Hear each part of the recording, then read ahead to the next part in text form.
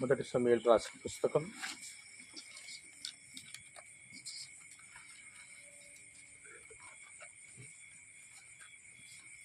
2వ అధ్యాయము 30వ వచనమును దేవుని యొక్క వాక్యాన్ని బైబిల్లో చదువుకున్నాం. మొదటి సమూయేలు రాసిన పుస్తకము 2వ అధ్యాయము 30వ వచనం. నీ ఇంటి వారును నీ పితరుని ఇంటి వారును నా సన్నిధిని యాజకత్వము జరిగించుదురని యెహోవా ఆజ్ఞ ఇచ్చున్నను, ఇప్పుడు అది నా మనస్సునకు కేవలము ప్రతికూలమాయనని ఇజ్రాయేలు దేవుడైన యెహోవా సెలవిచ్చుచున్నాడు. కావున యెహోవా వాక్కు ఏదనగా, నన్ను గణపరచువారిని నేను గణపరచుదును, నన్ను తృణీకరించేవారు తృణీకారం పొందుదురు. ఆమేన్. హల్లెలూయా. చదువుడిన వాక్యం ప్రభు దీవించును గాక. దయచేసి కూర్చోండి.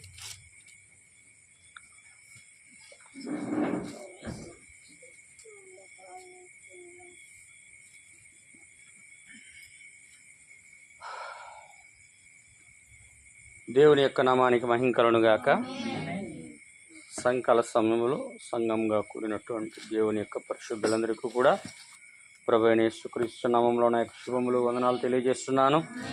ఆమేన్. హల్లెలూయా. సరే, కొద్ది నిమిషాలు మనం ఒక చిన్న వర్తమానం మనం చూద్దాం. వర్తమానం ఏంటంటే, దేవుణ్ణి గణపరుచు వారిని దేవుడు గణపరచును, దేవుణ్ణి తృణీకరించు వారిని దేవుడు తృణీకరించును.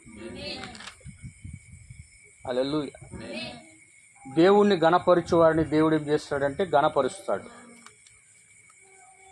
దేవుణ్ణి తృణీకరించు వారిని దేవుడు ఆయన కూడా తృణీకరిస్తాడు. అని ఒక చిన్న అంశం గురించి చూద్దాం. దాంట్లో ఒక 2 సంఘటనల గురించి ఒక సమయంలో మాట్లాడడానికి ఇష్టపడుతున్నాను. అందరూ కూడా గమనించండి. జస్ట్ ఒక హాఫ్ అన్ అవర్. హల్లెలూయా. ఇక్కడ చూడండి నా ప్రియమైన సోదరి సోదరులారా, ఈ యొక్క సంఘటన, ఈ యొక్క మాటలు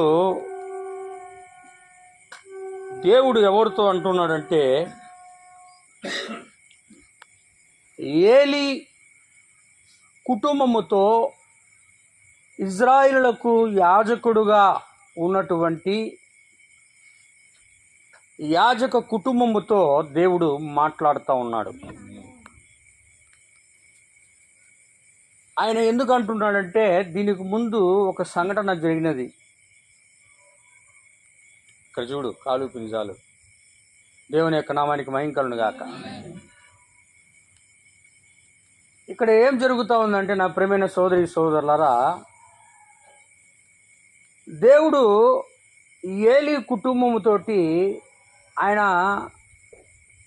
ఒక ఒప్పందం చేసుకొని ఒక నిర్ణయమును ఆయన తీసుకొని ఉన్నాడు. ఒక నిర్ణయం తీసుకున్నప్పుడు ఆ నిర్ణయము చొప్పున ఏలీ యొక్క కుటుంబము దేవుడితో వాళ్ళు ఒప్పుకున్న ఒప్పందాన్ని వాళ్ళు నెరవేర్చకుండా దేవునిని వాళ్ళు తృణీకరించిన వారుగా ఉన్నారు. హల్లెలూయా. ఎప్పుడైనా సరే ఒక వ్యక్తిని దేవుడు ఎప్పుడు తృణీకరిస్తాడు అంటే, ఆయనను మొదట వారు తృణీకరించినప్పుడే తర్వాత దేవుడు తృణీకరిస్తాడు. మొదట దేవుడు ఎవరిని కూడా ఆయన తృణీకరించడు, నెట్టివేయడు, త్రోసివేయడు. దేవుణ్ణి మొదట ఎవరైతే త్రోసి వేస్తారో తర్వాత దేవుడు వారిని త్రోసేస్తాడు. ఇక్కడ ఏం జరుగుతుందంటే 2వ అధ్యాయంలో నా ప్రియమైన సోదరి సోదరులారా, ఒక యాజకత్వాన్ని ఇజ్రాయేలుకు చేయడానికి ఏలీ కుటుంబమునకు దేవుడు ఇచ్చినప్పుడు, ఏలీ యొక్క 2 కుమారులైన ఫీనెహాసు, ఓఫ్ని ఇద్దరు కూడా దేవునికి నమ్మకత్వముగా పరిచర్య చేయాలి. కానీ నమ్మకముగా అక్కడ ఏలీ కుమారులు ఇద్దరు కూడా పరిచర్య చేయడం లేదు. ఏం చేస్తున్నారంటే, చదవండి. నేను చదవడానికి ఇష్టపడుతూ ఉన్నాను. 2వ అధ్యాయము మీరు ఎక్కడి నుంచి చదువుతారంటే ఎలా ఉన్నారట? 12వ వచనం నుంచి చదవండి దయచేసి. ఏలి కుమారులు ఏలీ కుమారులు యెహోవాను యెహోవాను ఎరుగని వారై మిక్కిలి దుర్మార్గులైండ్రి. హల్లెలూయా. జనుల విషయమై యాజకులు చేయుచు వచ్చిన పని ఏమనగా. చాలు బ్రదర్, ఒక్క నిమిషం. ఏలీ కుమారులు ఎలా ఉన్నారయ్యా? యెహోవాను ఎరుగని వారై మిక్కిలి దుర్మార్గులై ఉన్నారు. ఏలి ఎవరు అంటే ఒక యాజకుడు, ఒక పాస్టర్. ఆయన ఏదో ఒక డినామినేషన్ పాస్టర్, వేరే పాస్టర్ అయితే పర్వాలే. ఆయన ఒక ఆగడియ వర్తమానం యొక్క పాస్టర్ ఆయన. హల్లెలూయా. ఆగడియ వర్తమానం నమ్ముతున్న పాస్టర్ అయి ఉన్న ఆయనకి దేవుడు పరిచర్య ఇస్తే ఆ పరిచర్యను ఏలి చేస్తున్నప్పుడు ఆ పాస్టర్ గారి యొక్క పిల్లలు దుర్మార్గులుగా ఉన్నారు. రెండోది దేవుణ్ణి ఎరుగని వారుగా ఉన్నారు. వింటున్నారా? ఎలా ఉన్నారు? ఏది పాస్టర్ పిల్లలే దుర్మార్గులు, దేవుడంటే తెలియదంట. పాస్టర్ గారు బాగానే ఉన్నారు, కానీ పిల్లలు దేవుని ఎరగలేదు, దుర్మార్గులుగా ఉన్నారు. వాళ్ళకి దేవుని గురించిన ఆ గడియ ప్రత్యక్షత బయలుపాటలేదు. హల్లెలూయా.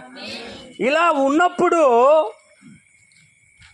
పాస్టర్ గారు లేని సమయంలో కొన్ని సంఘటనలు జరుగుతూ ఉన్నాయి సంఘంలో. ఏం సంఘటనలు జరుగుతున్నాయి ఇప్పుడు అంటున్నాడు చూడండి, కింద చదవండి బ్రదర్. జనుల విషయమై యాజకులు చేయుచు వచ్చిన పని ఏమనగా, ఎవడైనను బలి పశువును వధించిన మీదట దేవునికి నైవేద్యం అర్పించడానికి బలి పశువును వధించినప్పుడు మాంసము ఉడుకుచుండగా, మాంసము అక్కడ ఉడుకుతూ ఉండగా యాజకుని వారు 3 ముళ్ళు గల కొంకిని తీసుకుని వచ్చి బొరుసులో గాని తపేలలో గాని బోన్లో గాని ముండలో గాని హల్లెలూయా అది గుచ్చినప్పుడు ఆ కొంకి చేత బయటకు వచ్చిన దంతియు యాజకుడు తన కొరకు తీసుకొనును. అవును. షిలోహుకు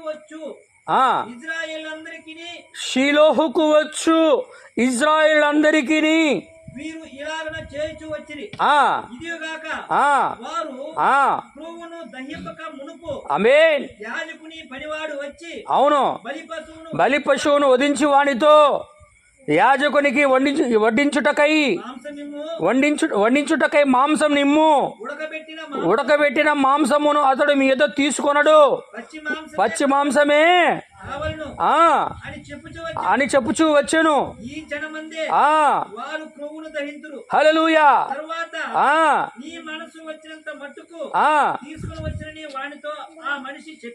అవును.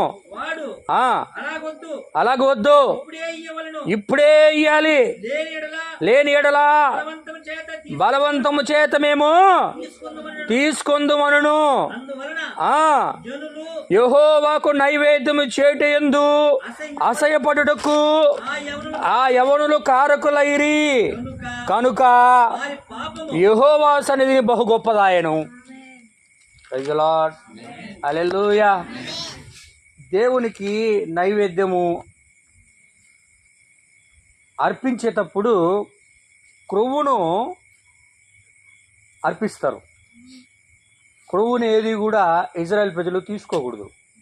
Praise the Lord. హల్లెలూయా. కానీ ఇక్కడ బలి పశువును వధించిన తర్వాత చేయాల్సిన కార్యము చేయకముందే ఏలి యొక్క కుమారులు ఇక్కడ ఏం చేస్తున్నారా అంటే యాజకుడుకు కావాలని యాజకుడు తీసుకురమ్మన్నాడని చెప్పుచూ దేవుని యొక్క సంఘములో షిలోహులోకి ఆరాధన చేయడానికి వస్తున్న ప్రజలందరి దగ్గర బలవంతంగా వారందరూ కూడా దేవుడికి సమర్పించాల్సిన దానిని ముందుగానే వాళ్ళు తీసుకొనుచు దేవునికి వాళ్ళు కోపం పుట్టిస్తూ ఉన్నారు. ఎందుకంటే ఎప్పుడైనా సరే మొదటగా ఏ ప్రజలైనా ఇజ్రాయేలుడైనా క్రైస్తవుడైనా సరే మొదటగా తమ యొక్క ప్రథమ స్థానమును మొదట దేవునికి మాత్రమే ఇవ్వాలి. హల్లెలూయా.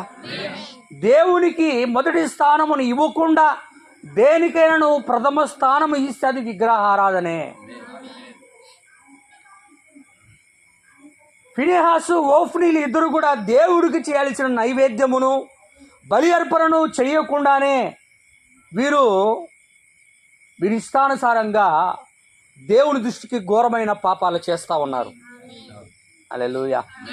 దేవుని ఎక్కడానికి మహిమలుగా ఇలా జరుగుతూ ఉన్నది. ఇలా జరగడమే కాకుండా అది అలా చేయడము దేవుని దృష్టికి ఏంటంటే అది ఘోరమైన పాపమట.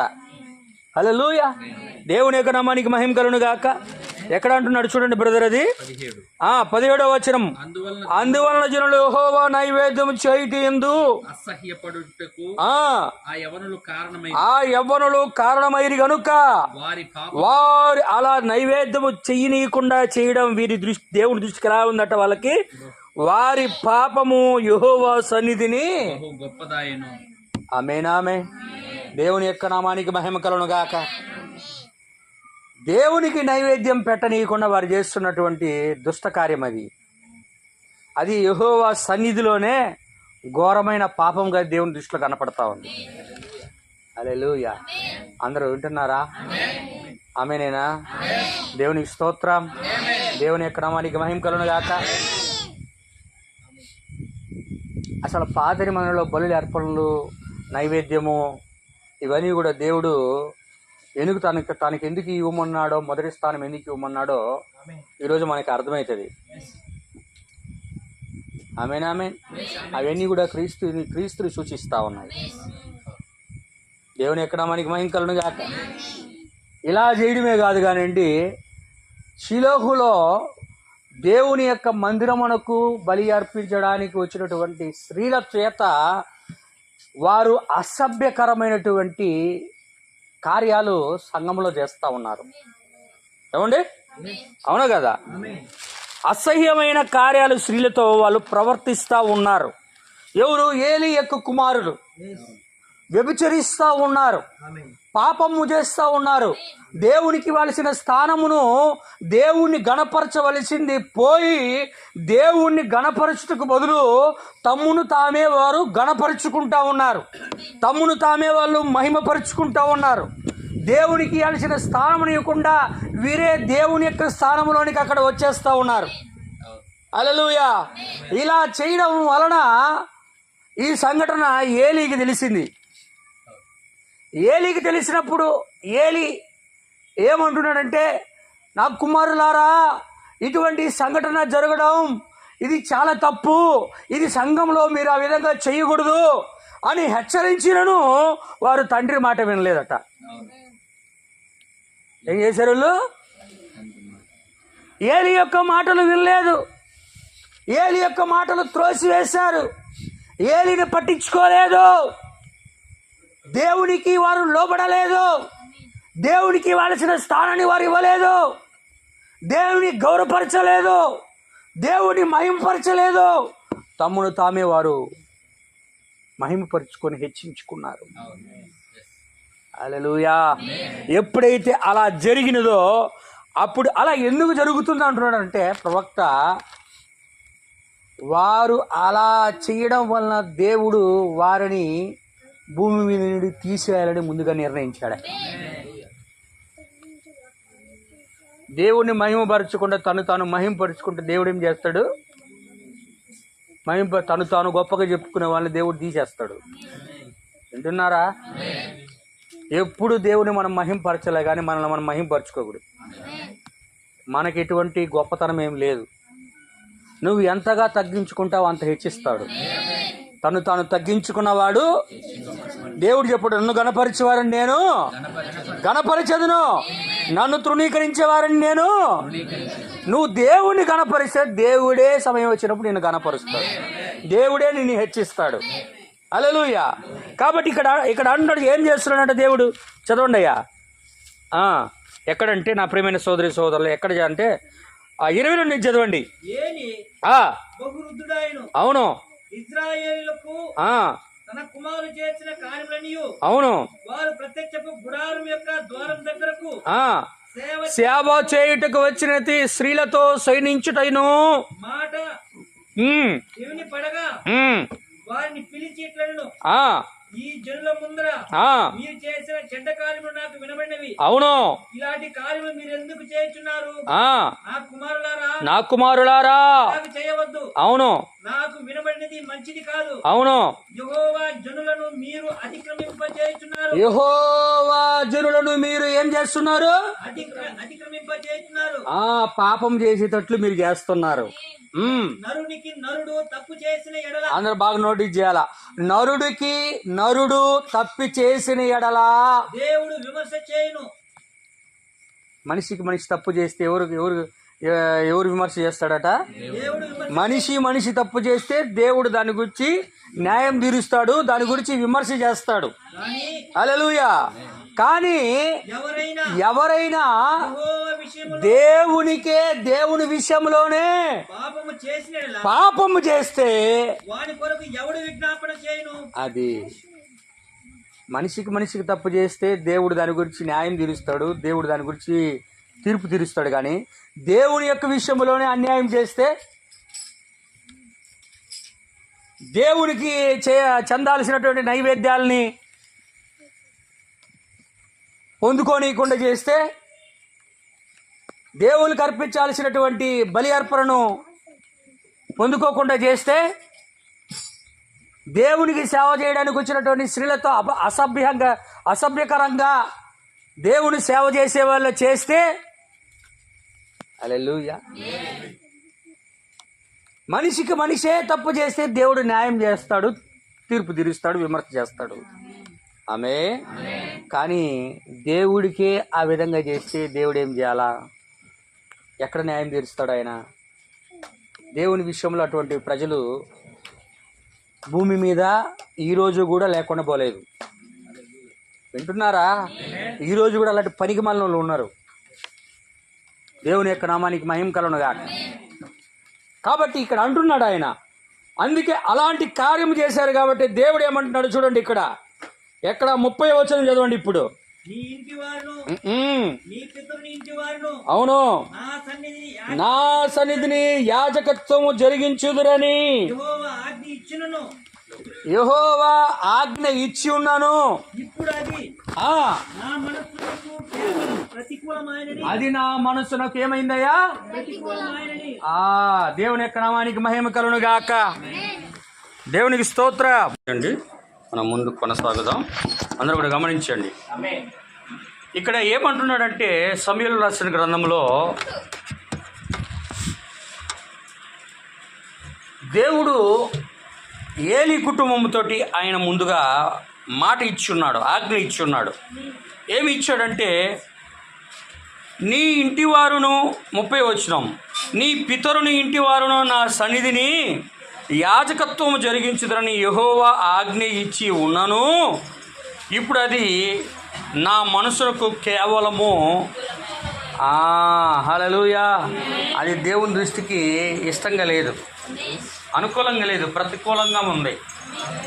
కారణం ఏంటంటే యాజకత్వం పట్ల ఇజ్రాయేలీల ప్రజలుగా ఉన్నటువంటి వారి పట్ల అక్కడ ఉన్నటువంటి ఏలీ కుమారులు చేస్తున్నటువంటి కార్యాలు దేవుని దృష్టికి నచ్చలేదు, వాక్యానుసారముగా లేవు. వాక్యమును వారు ప్రక్కన ఉంచి తమ్మును తాము వాళ్ళు హెచ్చించుకుంటున్నారు, తమ్మును తాము గణపరుచుకుంటూ ఉన్నారు. అందుకే దేవుని దృష్టికి అది ప్రతికూలముగా ఉంది. హల్లెలూయా. దేవుని దృష్టికి అది ప్రతికూలముగా ఉంది. కాబట్టి అక్కడ ఏం జరుగుతూ ఉన్నదంటే, అయ్యా దేవుడు అంటున్నాడు, నన్ను గణపరుచు వారిని నేను గణపరుచుదును, నన్ను తృణీకరించే వారిని నేను తృణీకరిస్తాను. ఆమేన్, హల్లెలూయా. అందుకే ఆ కాలంలోనే దేవుని యొక్క ప్రభావము ఈకాబోతు, దేవుని యొక్క ప్రభావము, దేవుని యొక్క సన్నిధి, దేవుడు వారితో ఉన్నటువంటి ఆయన యొక్క ఆ ప్రసన్నత అనబడేది ఇజ్రాయేల్ మధ్య నుండి ఉండకుండా అది ఫిలిస్తీన్ల చేతిలోకి వెళ్ళిపోయింది. హల్లెలూయా. ఎప్పుడైతే దేవుని యొక్క ప్రభావము ఇజ్రాయెల్ యొక్క సన్నిధిలో నుండి వెళ్ళిపోయిందో అక్కడ ఏం జరుగుతోందంటే ఏలీ చనిపోతూ ఉన్నాడు. ఏలీ కుమారులు ఇద్దరు కూడా ఆ ఫిలిస్తీన్ల దండులో యుద్ధము జరిగినప్పుడు వారిద్దరు కూడా ఆ దినమున మరణమవుతా ఉన్నారు. దేవుని యొక్క సన్నిధి, దేవుని యొక్క ప్రభావము, దేవుని యొక్క షకీనా మహిమ, ఆ యొక్క మందసము ఆ యొక్క ఇజ్రాయెల్ ప్రజల మధ్యలో ఉండకుండా అది ఫిలిస్తీన్ల దేశంలోనికి వెళ్ళిపోతా ఉంది. వింటున్నారా? ఎప్పుడైతే పాపము అనేది సంభవిస్తున్న దేవుడు వారి మధ్యలో నుండి వెళ్ళిపోతాడు. ఏదోనులో పాపము జరిగినప్పుడు ఆదాము శ్రీమతి ఆదాము మధ్యలో దేవుడు ఉండకుండా ఆయన వెళ్ళిపోయాడు. వాళ్ళిద్దరిని కూడా వెళ్ళగొట్టాడు. హల్లెలూయా. ఇక్కడ దేవుని గణపరచనందుకు, తమను తాము గణపరుచుకున్నందుకు, తను తృణీకరించినందుకు దేవుడు వారిని తృణీకరించాడు. వారిని దేవుడు సేవలో వాడుకోకుండా దేవుడు త్రోసివేసిన వాడుగా ఉన్నాడు. హల్లెలూయా. అందరికి అర్థమవుతుందా? కాబట్టి మనం దేవుని యొక్క సన్నిధానానికి వచ్చినప్పుడు సంఘములో అయినను సరే, సంఘములో ఉన్న సహోదరుల పట్లైనను సహోదరుల పట్లైనను ఏలీ కాలంలో జరిగిన కార్యాలు వంటివి సంఘములోనికి ప్రవేశించకుండా మనము జాగ్రత్త పడాలి. యవన స్త్రీలు యవన పురుషులకు మరీ ప్రత్యేకంగా చెప్తాం. యవనులు అంటే అందరికి పెళ్ళి యవనులు కదా. యవనులు అంటే ముసలివారు కాదని అర్థం. వింటున్నారా? హల్లెలూయా. ప్రతి ఒక్కరూ కూడా దాన్ని గమనించాలా. ఎందుకంటే ఎప్పుడైతే సాతానుడు యొక్క కార్యాలు సంఘములోకి ప్రవేశిస్తాయో వెంటనే దేవుని యొక్క ప్రభావం సంఘంలో నుండి వెళ్ళిపోతుంది. దేవుడు ఉండడు. హల్లెలూయా. ఇక్కడ దేవుడు తృణీకరించిన వారిని దేవుడు తృణీకరించాడు. దేవుడు గణపరిచిన వారిని దేవుడు కూడా గణపరచలేదు. తన సేవను కూడా ఆయన తీసేసేసాడు. ఇక్కడ పరిచర్య లేకుండా పోయింది. ఇతరులకు, మీ పిల్లలకు కూడా ఇస్తానండి, కానీ పరిచర్య లేకుండా పోయింది. కొన్ని తరాల వరకు, సొలొమోను వచ్చేంత వరకు. గుర్తుందిగా ఆ మెసేజ్. సొలొమోను వచ్చే వరకు ఇవ్వలేదు ఏలీ కుమారులకి. హల్లెలూయా.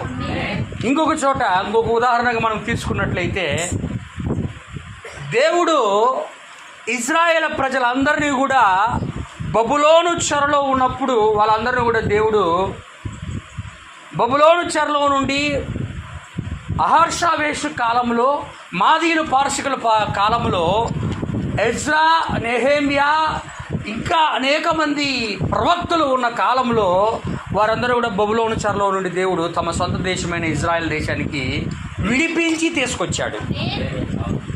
వింటున్నారా? తీసుకొచ్చినప్పుడు అక్కడ ఏం జరుగుతుందంటే, నా ప్రియమైన సోదరి సోదరులారా, వారు వచ్చారు. వచ్చేటప్పుడు ఏమని చెప్పారంటే, ప్రభువా, మేమందరము కూడా ఈ యొక్క బబులోన్లో నుంచి మమ్మల్ని విడిపిస్తున్నావు కాబట్టి మేము ఇజ్రాయెల్ దేశమునికి వెళ్ళి మీకు మేము మందిరాన్ని కడతాం, మీకు మేము సేవ చేస్తాం, నీ వాక్యాన్ని మేము గట్టిగా పట్టుకుంటాం, నీ యొక్క నామాన్ని ఘనత తీసుకొస్తాం, నిన్ను మహిమపరుస్తాం, నిన్ను మేము హెచ్చిస్తాం ప్రభువా, నీ నామము కొరకే మేము జీవిస్తాం ప్రభువా అని దేవుడితో వాళ్ళందరూ కూడా ఇజ్రాయెల్ ప్రజలు ఒప్పందం చేసుకొని ఆ యొక్క బబులోను దేశం చెరలో నుండి దేవుడు విడిపించినప్పుడు వారు ఇజ్రాయెల్ దేశంలోకి వచ్చారు. హల్లెలూయా. వచ్చిన తరువాత వాళ్ళు ఏం చేస్తున్నారంటే, దేవుని యొక్క మందిరాన్ని కట్టడం లేదు, దేవుని ఆలయం గురించి పట్టించుకోవడం లేదు, దేవుని సంగతి అసలు మర్చిపోయి వీరు మంచి సొరంబ వేసిన ఇల్లు కట్టుకుంటున్నారు, పంట పొలాలు వేసుకుంటున్నారు, పంటలు సమృద్ధిగా పండించుకుంటున్నారు, బాగా డబ్బు సంపాదించుకుంటున్నారు, మంచి పేర్లు తెచ్చుకుంటున్నారు, మంచి ప్రఖ్యాతులు తెచ్చుకుంటున్నారు, గొప్ప గొప్ప కార్యాలు వాళ్ళ యొక్క మహిమ నిమిత్తమే చేసుకుంటా ఉన్నారు. హల్లెలూయా. దేవుడు చూశాడు ఇజ్రాయేల్ ప్రజల్ని. ఆమేన్. హల్లెలూయా. దేవుడు చూశాడు. చూస్తే ఇజ్రాయేల్ ప్రజలు చూస్తే వాళ్ళ లోపల దేవుడు మహిమపరిచే గణపరిచే కార్యాలు ఏవి కనపడడం లేదు. దేవుడు అన్నాడు ఇజ్రాయేల్ ప్రజలు, మీరు ఏమని ఒప్పందం చేసుకొని బబులోను దేశంలో నుండి మాది పార్శికల సామ్రాజ్యంలో నుండి ఇజ్రాయెల్ దేశానికి రప్పించాను కదా, చెప్పారు కదా నా కొరకు మందిరాన్ని కడతారని. ఇక్కడికి వచ్చేదిరా మీ సొంతంగా మీరు నివసిస్తున్నారో మీ ఇష్టానుసారమైన పనులు చేస్తున్నారు. మీరు ఉండండి, మీ సంగతి నేను చెప్తా. నన్ను కనపరచకుండా నా నామాన్ని మహింపరచకుండా మీరు చేసే పనులు ఉండండి, మీ సంగతి చెప్తా అని దేవుడు ఏం చేశాడు చూడండి. హగ్గై రాసిన పుస్తకం 1వ అధ్యాయం. దేవుని యొక్క నామానికి మహిమ కలుగును గాక.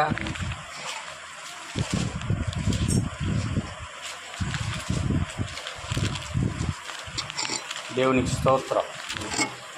1వ అధ్యాయము 3వ వచనం నుంచి చదవండి దయచేసి. అందుకు యెహోవా వాక్కు ప్రత్యక్షమై ప్రవక్త హగ్గయి ద్వారా సెలవిచ్చినదేమనగా, అవును, ఈ మందిరం పాడైండగా. నా మందిరము ఎప్పుడు పాడైపోయింది? అది బబులోను రాజు వచ్చి సమస్తము కూడా నాశనం చేసి ఇజ్రాయేల్ ప్రజలందరూ కూడా బబులోను చెరలోకి తీసుకెళ్ళిపోయాడు. ఆమేన్, హల్లెలూయా. చెరలోకి తీసుకెళ్ళిపోయాడు. మరలా దేవుడు విడిపించిన తర్వాత ఆ మందిరం గురించి పట్టించుకోలేదు. అప్పుడు దేవుడు అంటున్నాడు, ఈ మందిరము పాడై ఉండగా మీరు సరంబివేసిన ఇండ్లలో నివసించుటకు.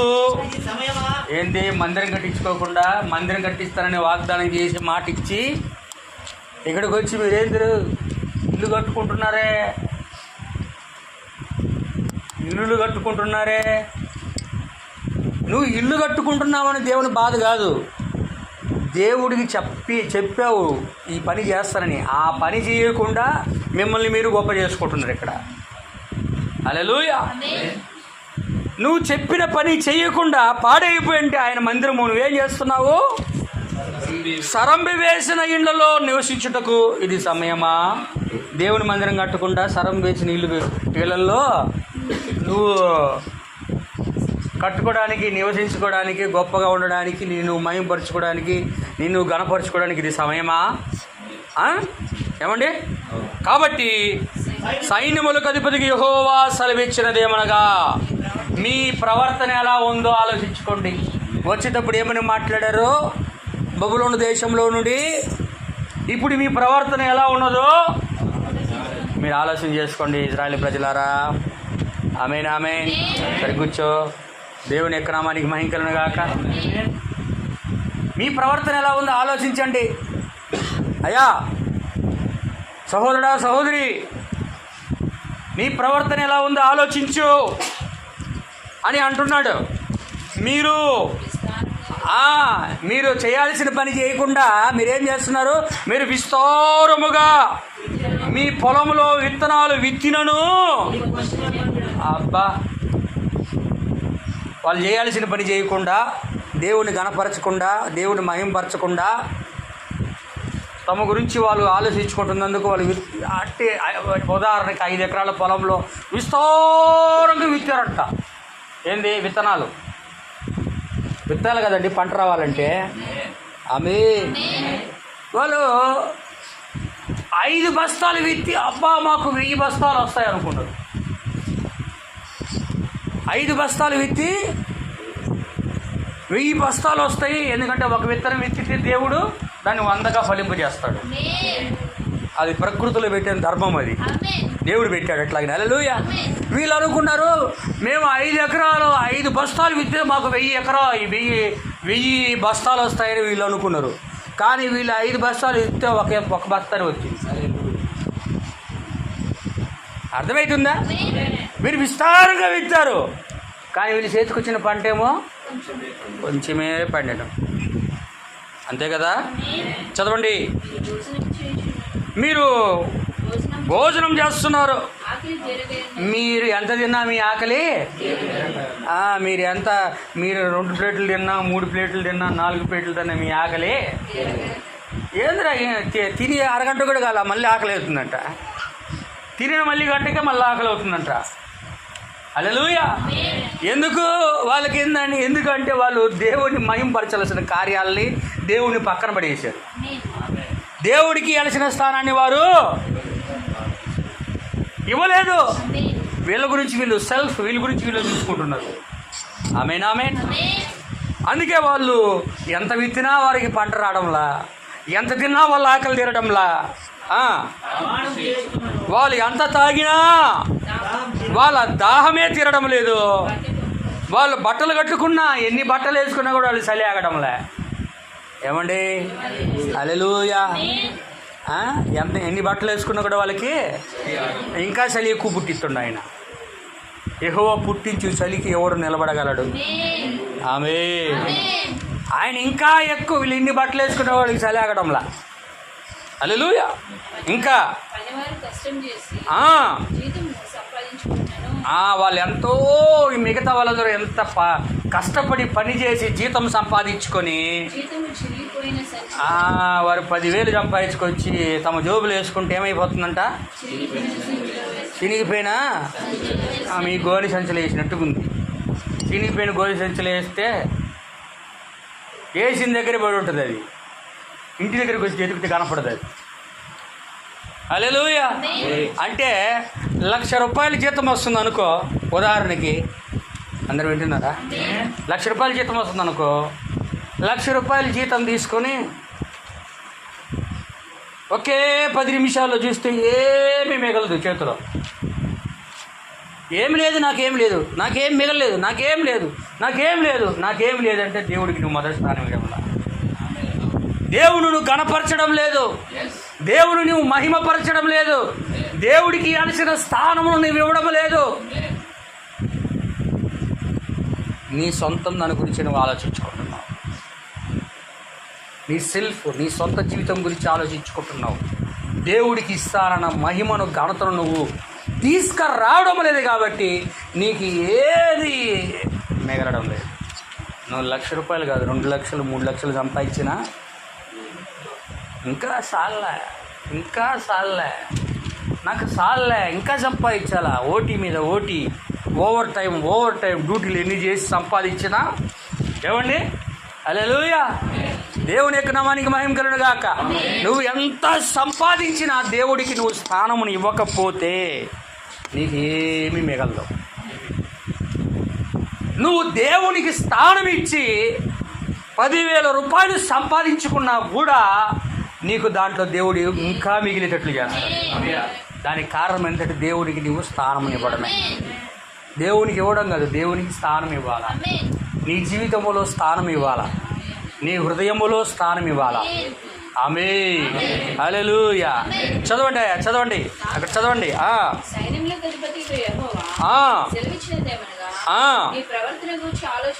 అట్లా కాదు, అక్కడ కాదండి. ఇప్పుడు దాకా వదిలేసింది కదా, పైకి వెళ్ళిపోయారు మళ్ళీ మీరు. క్షమించండి, అంతేనా? ఓకే, మంచిది. చదవండి.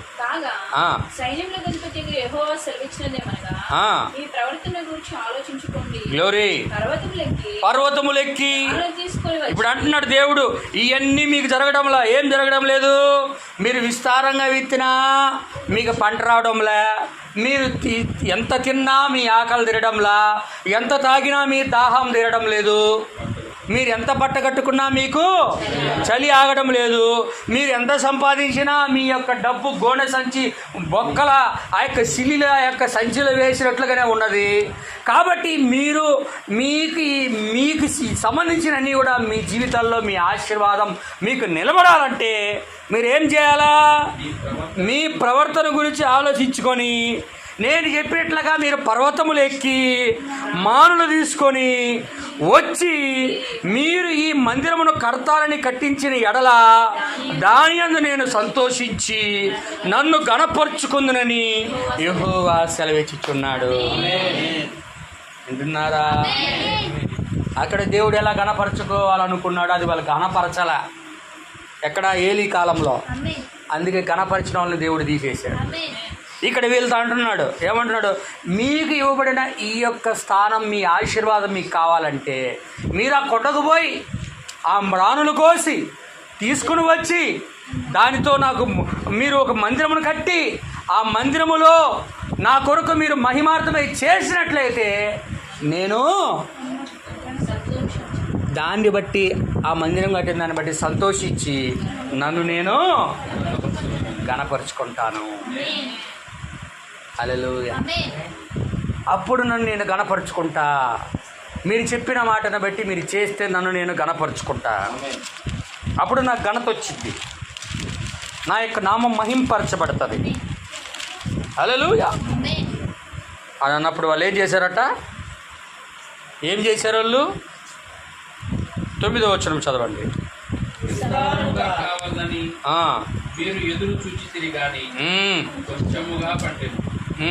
మీరు దాన్ని ఇంటికి తేగా నేను దాన్ని చెదరగొట్టితిని. అవును, ఎందుచేతనని యెహోవాను అడుగుచున్నారు. మందిరము పాడై ఉండగా మీరందరూ మీ మీ ఇండ్ల కట్టుకున్నటకు తోరపడుట చేతనే కదా. కాబట్టి మిమ్మల్ని బట్టి ఆకాశమంచు కురవక ఉన్నది, భూమి పండకై ఉన్నది. నేను భూమినికి పర్వతమునకును అనావృష్టి కలుగజేసి ధాన్యమును విషయములోను, ద్రాక్షరస విషయములోను, తైల విషయములోను, భూమి ఫలించు సమస్త విషయముల్లో, మనుషుల విషయంలోను, పశువుల విషయంలోను, చేతు పనుల విషయంలోను క్షామం పుట్టించి ఉన్నాను.